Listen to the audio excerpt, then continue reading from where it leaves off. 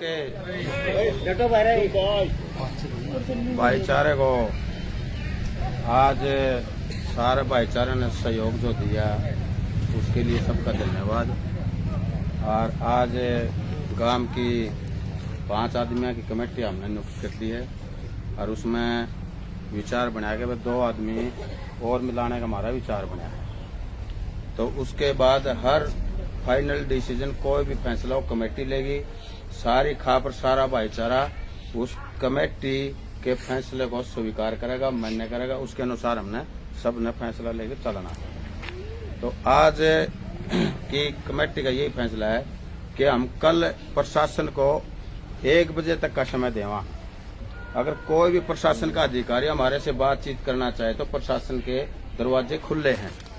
अगर कल 1 बजे के बाद प्रशासन ने कोई बात करना उचित ना समझा, हमारे से संपर्क करना उचित ना समझा, तो हम कोई भी किसी भी प्रकार का आगामी और फैसला ले सकते हैं। आज का कमेटी का यही फैसला है। सारे भाइयों का बहुत बहुत धन्यवाद। हाँ, रोज कमेटी के साथ भाईचारे के साथ मीटिंग करके सारा विचार विमर्श करके मतलब सारी बातों को 3 बजे मतलब प्रशासन को या मीडिया को ये बता दिया जाएगा कि आज का हमारा ये एजेंडा है, ये हमारा फैसला होया है। इसके अनुसार हमें अपनी अगली रणनीति तैयार करेंगे, उसके अनुसार हमने चलना है।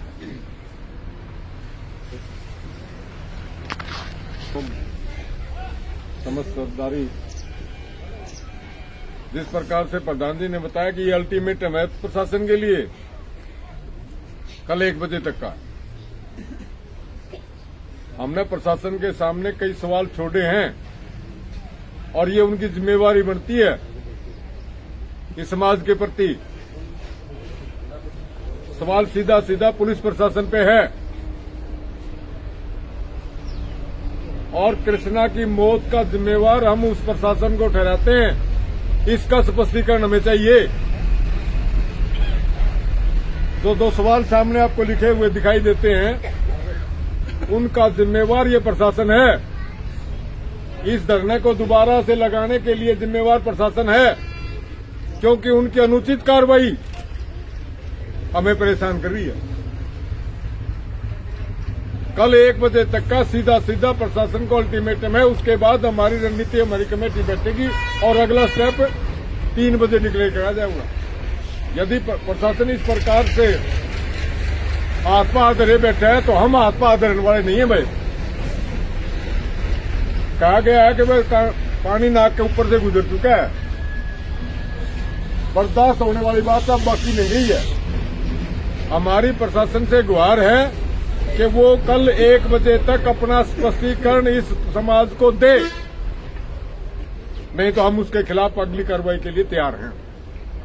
आप सभी से निवेदन है, कोई भी भाई पूरे सीआईडी वाला मौजूद हो, पत्रकार बंधु तो हमारे सामने खड़े दिखाई दे रहे हैं। हम स्पष्ट रूप से चेतावनी देते हैं, कल 1 बजे तक हमें इन बातों का स्पष्टीकरण एसपी साहब, डीएसपी साहब दें कि जिस प्रकार की कार्रवाइयां अब चल रही हैं हम संतुष्ट नहीं है, तो उनका संतुष्टि पूर्वक जवाब हमें कल दे। बेशक वो धरने बना हुआ है, वो चाहते हैं कि हम डीएसपी हाउस में बात कर लेंगे, थाने में कर लो, या हमारा गांव में बतेरी जगह भाई बिल्कुल सेफ है वो लोग। और चाहे पूरे बीच में भी आ जाएंगे तो कोई भाई किसी तो फालतू बात नहीं करेगा, ये हमारी जिम्मेवारी है। सिर्फ हमने उनसे जवाब चाहिए। यदि वो हमारी बातों का सही जवाब दे सकते हैं, हमें संतुष्ट कर सकते हैं, तो अगला कदम फिर उनके स्वागत में भी है। तो कार्रवाई दिखानी चाहिए। धरातल के ऊपर हमें कार्रवाई होती नजर नहीं आ रही, इसका जवाब चाहिए। बहुत बहुत धन्यवाद। तो ये करनी है, ये जो गलती करी है, ये जो तमाशा कराया है पूरा गांव रामगल समाज गल है, ये अधिकारी हैं जो करने वाले हैं, बाहर का नहीं है कोई भी। हमारी इच्छा तो यह थी वे सीधी सरकार तय बात करा और इन अधिकारियों की शिकायत करा, लेकिन यह पंचायती तय परंपरा है कि एक भाई इनकी तो मुंह की ले लिया, ये के कम है। अगर भाई इतनी बड़ी गलती करी तो क्या तक करी, अनबोड़ा में करी, साजिश में करी, इनका कोई तो जवाब होगा। तो सारे का सामूहिक यो फैसला है हमारे बड़े पंचायतियों का, जो भी कमेटी बनी उसका कि एक बार 1 बजे तक इनकी टाइम दे दें भाई। कल 1 बजे तक जे करेंगे तो ठीक है भाई, ना तो मजबूत फैसले लेंगे। और 100% पहली जो बात है कि वह 2 बार पकड़ा गया था कातिल, 6 तारीख से लेके और 16 तारीख के बीच में 2 बार पकड़ा गया था। किसका कहने तो छोड़ा, केस साजिश में छोड़ा, रुपये लेके छोड़ा, सिफारिश में छोड़ा, किसे राजनेता के फोन पर छोड़ा, किसने छुटाया। दूसरा यो है कि भाई पकड़े जाने के बाद जो साधु राम का परिवार है पूरा पकड़ा गया, उसमें तो 2 आदमी छोटी धारा लाके छोड़ क्यों दिए। एक घर में रहने वाले आदमियों ने सारी बात का बेरा सबूत खत्म करने में वो सारे शामिल हैं, हौसला देने में सारा परिवार शामिल है, तो उनको ऊपर बराबर की धारा क्यों नहीं लागी, उनकी जमानत क्यों करोगी। हमें इस बात ने क्यों ना मान लिया। अगर 2-3 महीने में प्रशासन सबूत अड़के करके इस जो 2 मुख्य अपराधी हैं इनकी भी जमानत करा देगा और केस न रफा दफा कर देगा। विश्वास का मार्ग और के कारण। तीसरी जो बात है साजिशकर्ताओं के संबंध में, ये 2-3-5 आदमी तो हो नहीं सकते। हम भी समाज में हंडा हाँ, पहले भी हमने मीडिया के साथियों माध्यम से बात करी थी भाई, ये 2 बालक नहीं थे। हम भी इसे डाल के जो बालक है उनका कितने न कितने आगत तार लिकड़े है। ये तो 5-6 तो खुद करने वाले बालक थे, मौके पर 2 न कर दिया, लेकिन इनका तो गैंग बन रहा था गांव राम ने। बताऊं 5-6 बालका का, 2-3 दूसरा गांव के भी हैं। कदे को भाई नु सोचता हो 2 पकड़ लिए बात खत्म होगी। और इनके दिमाग में वही हाथ पड़ा रहा था अक हमने तो आदमी मार के दहशत फैलानी। मैंने मीडिया के साथियों यह बात बताई भी थी, आज दोहरा रहा हूं, मेरे दिमाग में आएगी। करने वाले 2 थे, लेकिन इनका गैंग में 3-4 आदमी और शामिल थे। 5-6 तो ये करने वाले थे जो गुंडे कहा करें, और उसके अलावा इनने सह देने वाले वकील भी पाओगे, अफसर भी पाओगे, रुपयाड़ी भी पाओगे, राजनेता भी पाओगे। उस बात की जांच पुलिस करेगी।